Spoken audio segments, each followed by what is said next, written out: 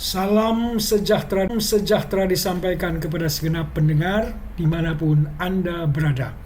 Kiranya Anda semua berada dalam keadaan sehat dan dalam pemeliharaan kasih kebaikan Tuhan senantiasa. Renungan kali ini mengangkat tema hidup dibatasi waktu. Bacaan terambil sampai dengan 6. Saudara-saudara yang kekasih dalam Kristus, di Tiongkok dulu ada kebijaksanaan pemerintah yang membatasi pasangan suami istri hanya diperbolehkan mempunyai satu anak saja. Siapa yang melanggar akan terkena hukum. Siapa yang melanggar akan terkena hukuman. Kebijaksanaan pemerintah ini berhasil sebab tanpa pembatasan kelahiran akan membengkak tanpa kendali dan akan menyebabkan kesulitan ekonomi dan sosial. Saat ini masyarakat dan pemerintahnya antara lain karena pasangan suami istri senantiasa menginginkan anak laki-laki, maka bayi perempuan akan digugurkan. Sekarang ternyata didapati ketidakseimbangan. Jumlah laki-laki lebih banyak dan akibatnya pemuda-pemuda sangat sulit mencari calon istri. Akibatnya orang muda lambat untuk berkeluarga dan artinya tidak punya anak, maka pertumbuhan penduduk Tiongkok macet. Sedangkan jumlah orang lanjut usia makin banyak jumlahnya. Bacaan kita tidak berbicara tentang pembatasan kelahiran, tetapi berbicara lebih luas skop. Pembatasan yang dibahas dalam renungan kali ini adalah mengena dengan umur manusia yang dibatasi waktu. Pengkhotbah pasal 3 ayat 1 berbicara secara umum. Dikatakan, untuk segala sesuatu ada masanya. Untuk apapun di bawah langit ada waktunya. Ayat ini menyatakan hidup di dunia ini dibatasi waktu. Secara umum dan universal kita mengerti ini mengenai tahun yang satu lewat diganti tahun yang lain, yang lama lewat dan tahun baru disongsong. Dari sejak kita lahir, kita memasuki tahun kelahiran, dan setelah dewasa makin menyadari pergantian hari, pergantian bulan, dan pergantian tahun. Ayat 2 menukik dari prinsip umum ke masalah kita yang dialami oleh semua. Dalam tahun yang berganti tersebut, Anda dan saya lahir. Karena Anda dan saya makhluk hidup, maka kita bertumbuh dari bayi menjadi anak, kemudian menjadi pemuda-pemudi, kemudian ada waktunya berkeluarga, ada waktunya usia muda beliau, gagah perkasa. Sayangnya tidak demikian terus. Dengan berjalannya tahun berganti waktu, kita menjadi tua dan kemudian berakhir dengan meninggal dunia. Di tengah kehidupan yang dibatasi waktu tadi, datang berita sukacita. Berita ini bagai membawa terang baru di tengah kegelapan dan kepengapan hidup. Berita sukacita tadi kita dapati di Yohanes 3 ayat 16. Karena begitu besar kasih Allah akan dunia ini, sehingga ia telah menyerahkan anak yang tunggal, supaya setiap orang yang percaya kepadanya tidak binasa, melainkan beroleh hidup yang kekal. Ada hidup kekal di dalam Yesus. Hidup tidak dibatasi waktu dan tempat lagi. Kematian masih akan dialami, tetapi bukan akhir kehidupan, karena jiwa dan roh akan tetap hidup di sorga. Maukah Anda hidup yang tidak dibatasi waktu ini? Berminatkah Anda terhadap hidup kekal? Jalannya percaya kepada Yesus. Terima Tuhan Yesus dalam iman dan ucapan terima kasih akan pemberian Allah yang tidak ternilai, yaitu Yesus Kristus. Biarlah tahun masih akan berganti tahun, Tapi tahun ini Anda membuat keputusan yang menentukan, percaya kepada Tuhan Yesus dan menerima hidup kekal. Kemudian bagi Anda yang sudah menjadi penerima hidup kekal, tetaplah bertekun dalam iman, tetap bertekun dalam percaya, dan setia melayani kepada Tuhan Yesus Kristus. Di atas disinggung tentang Tiongkok dan masalah kependudukan. Negara lain di banyak negara maju juga di Eropa Barat menghadapi masalah kependudukan.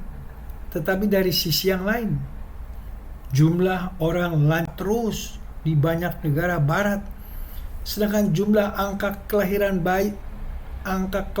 bayi sangat minim. Lain halnya dengan orang muda yang memberi banyak kontribusi kepada negara, maka orang tua menjadi beban tersendiri bagi negara maju dengan masalah kesehatan para lanjut usia, masalah sosial ekonomi, dan masalah penyakit lanjut usia yang bermacam-macam. Negara-negara di dunia secara global menghadapi masalah-masalah supaya tantangan yang harus dicarikan pemecahan, dicarikan jalan keluarnya. Bagaimana kita secara individu, bagaimana kita sebagai orang Kristen dalam memasuki tahun kehidupan di depan kita. Individu juga akan terkena akibat dari masalah-masalah negara dan masalah-masalah global. Contohnya, peperangan di sana-sini kita rasakan di bidang ekonomi. Harga-harga kebutuhan pokok makin meningkat. Inflasi meningkat, sehingga daya beli kita makin terganggu. Di tengah segala kesulitan yang Anda hadapi atau akan dihadapi, kita tidak sendirian. Tuhan Yesus yang kita percayai memberikan hidup kekal, tetapi juga Dia memberi perhatiannya kepada kita orang per orang yang menaruh percaya dan harap kepadanya. Apakah Anda butuh pertolongannya sekarang? Berserulah dan minta pertolongannya dalam iman kepada Tuhan Yesus. Dalam rentang waktu kita bukan saja memikirkan persoalan hidup, tetapi banyak hal lain yang harus kita pikirkan. Mazmur 90 ayat 12 mengatakan, ajarlah kami menghitung hari-hari kami, supaya kami beroleh hati yang bijaksana. Pemazmur mengajak kita untuk menghitung hari-hari. Artinya hari-hari kehidupan itu ada batasnya. Oleh karena itu jangan kita sia-siakan dan pakai secara tidak bertanggung jawab. Hendaknya tiap hari kita pakai secara bijaksana. Bijaksana di sini mengajak kita untuk menghindari membuang-buang waktu untuk hal yang sia-sia. Misalnya waktu kita pakai untuk membicarakan keburukan dan kekurangan orang lain. Waktu kita pakai untuk menyebar hoaks dan menyebarkan kebencian. Itu tidak bijaksana. Karena ucapan-ucapan tadi hanya memancing reaksi pula dari orang lain, sehingga terjadi perang kata-kata yang melahirkan perpecahan dan permusuhan. Memakai waktu secara bijaksana berarti kita mengerti dan melaksanakan tugas kehidupan sehari-hari sebagai pribadi, sebagai keluarga, dan sebagai anggota masyarakat, sehingga kehadiran kita menjadi berkat di tengah masyarakat.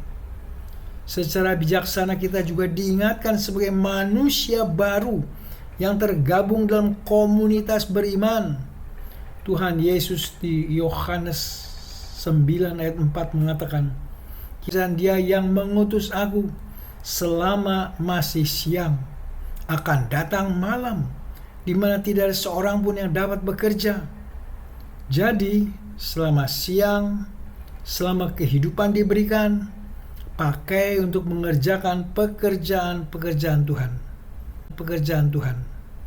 Bila kita masing-masing menjadi saksi dan pelayan Tuhan yang baik itu di gereja maupun di tengah masyarakat, akan datang malam, akan datang kematian, di mana kita tidak dapat lagi mengerjakan pekerjaan Tuhan. Batas waktu akhir hidup bagi umat manusia umumnya adalah kedatangan Tuhan Yesus yang kedua kalinya. Bagi umat manusia yang tidak percaya, itu berarti mereka akan berhadapan dengan Tuhan Yesus sebagai hakim dunia. Bagi Anda dan saya itu berarti berhadapan dengan Sang Penyelamat kita. Kemudian batas waktu akhir hidup berikutnya adalah sangat-sangat personal bagi kita masing-masing, yang berbeda satu sama lain. Batas waktu kematian. Kita hidup menuju dalam perjalanan menuju batas akhir kehidupan. Jangan disibukkan dan banyak khawatir dengan batas akhir hidup tadi. Karena dalam hidup dengan keterbatasan hidup ini, kita telah menemukan hidup kekal di dalam Tuhan Yesus.